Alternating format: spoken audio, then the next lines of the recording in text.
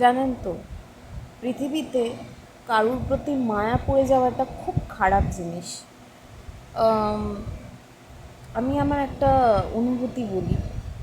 আমি Montessori teacher, বাচ্চাদেরকে tuition পড়াই। কলকাতার যা পরিস্থিতি, তাতে একটা স্কুলে অ্যাটাচড হয়ে সেখানে শিক্ষকতা করার মতন এখনকার টাইমে মানসিকতা আমার নেই। আই হোপ অনেকেরই আমার মতন এই ধারণাটা এখন জন্মেছে।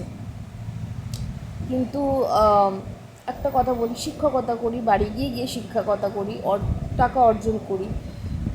বিশ্বাস করুন, হ্যাঁ আমি মানছি যে হয়তো আমার প্রফেশনাল থাকা উচিত, কিন্তু কিছু ক্ষেত্রে সবসময় প্রফেশনালিটিটা মেনটেন করা যায় না।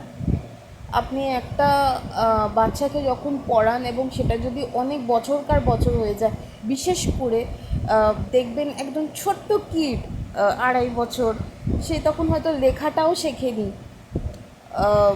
তাকে লেখা শেখানো আস্তে আস্তে, আহ, আপনি অ্যাজ অ্যান টিচার দেখবেন আপনি তাকে নিজে হাতে গ্রুম করছেন, এবং সে আপনার সঙ্গে বড় হচ্ছে, আপনার প্রতি অ্যাটাচড হয়ে যাচ্ছে। এবং সেই অ্যাটাচড হওয়ার জন্য কী হয় জানেন তো, আমার এটা ব্যক্তিগত ধারণা। কালকে এটা ভেবে খুব ইমোশনাল হয়েছি, যার জন্য আজকে আপনাদের সঙ্গে না শেয়ার করেই পারলাম না।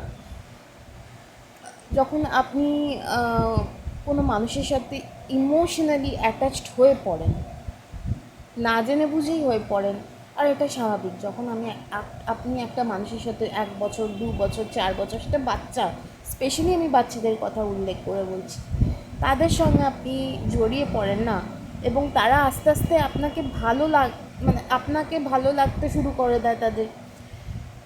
তারা তো অবুঝ, তারা তো একটা পিওর সোল, তারা কি করে এটা বুঝবে যে কোনটা ভালো লাগে কোনটা খারাপ লাগে?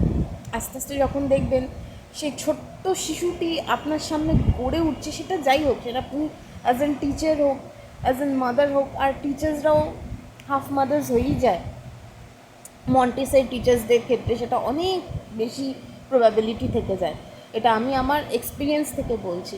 বিশ্বাস করুন, সেই মায়াতে যখন জড়িয়ে পড়েন না, সেটার থেকে বেরোনো খুব মুশকিল হয়ে যায়।